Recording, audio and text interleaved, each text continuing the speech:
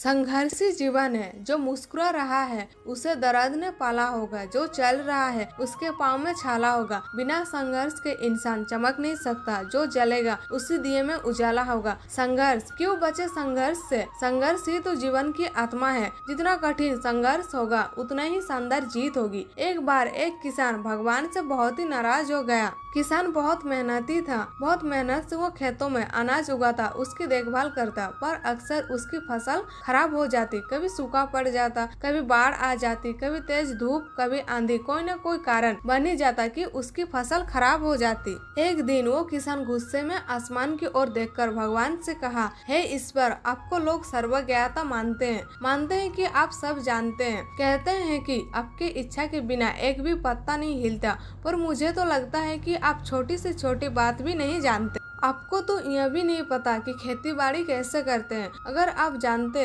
होते तो हर समय जो बाढ़, आंधी और तूफान आते हैं वो कभी नहीं आते। आप नहीं जानते कि कितना नुकसान उठाना पड़ता है हम किसानों को। यदि आप मेरे हाथ में ये शक्ति दे दे कि जैसा मैं चाहूँ वैसा मैं मौसम कर दूं, फिर आप देखना मैं अनंत के भंडार लगा दूंगा। भगवान इस किसान के तीखे वाक्य सुनकर मुस्कुरा रहे थे और वो किसान के सामने प्रकट होकर बोले, मैं आज से तुझे ये शक्ति देता हूँ कि तुम अपनी खेतों पर तुम्हारी जैसी इच्छा तुम ऐसा मौसम कर दोगे। मैं बिल्कुल ही दखल नहीं दूंगा, तुम्हारी इच्छा से सब कुछ होगा। किसान बहुत खुश हो गया। किसान ने गेहूं की फसल अपनी खेती में बोए। जब उसे लगा खेतों को धूप चाहिए तो खेतों को धूप मिले, जब पानी बरसना चाहिए तभी पानी बरसा। आंधी, तूफान, बाढ़ कुछ भी उसने अपने खेतों पर आने नहीं दिया। किसान के खेतों में इस बार ऐसी फसल हुई जैसे कभी नहीं हुई थी। हरी भरी लहलहाती फसल। मन ही मन वो बहुत खुश हो गया और सोचने लगा, अब सबूत के साथ दिखाऊंगा भगवान को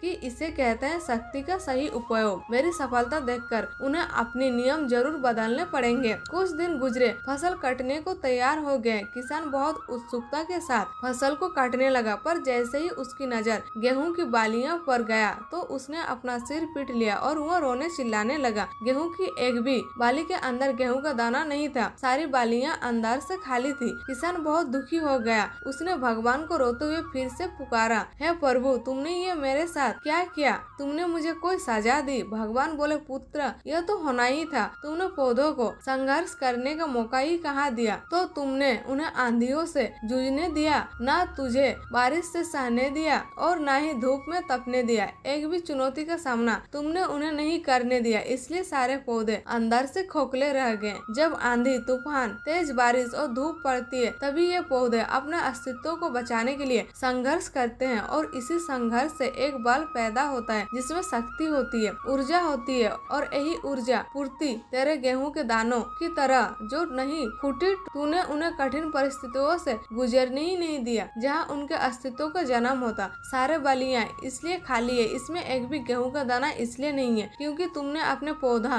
को संघर्ष कराया ही नहीं। याद रखिए, स्वर्णिम आभात तभी आती है जब वह आग में तपने, गलने और हथौड़े से पीटने जैसे संघर्षों से गुजरते हैं। कोयले का टुकड़ा हीरा तभी बनता है जब वह उच्च दाब और उच्च ताप की मुश्किल परिस्थितियों से गुजरता है। इसी तरह यदि हमारी जिंदगी में कोई संघर्ष ही ना हो, कोई चुनौती ही ना हो, तो हम भी गेहूं की बालियां की तरह खोखले रह जाएंगे। कोई अस्तित्व नहीं होगा हमारा। विपरीत परिस्थितियाँ, चुनौतियाँ, समस्या हमें और अधिक निखारती है। यदि जीवन में कठिन परिस्थितियाँ और चुनौतियाँ आए तो घबराना मत, बल्कि सामना करना। विश्वास करना कि आप और अधिक निखर जाओगे और अधिक मजबूत बन जाओगे। किसी ने कितना सही कहा है, जिंदगी जीना आसान नहीं होता, बिना संघर्ष कोई महान नहीं होता। जब तक न पड़े हथौड़े की चोट तब तक पत्थर भी भगवान नहीं होता।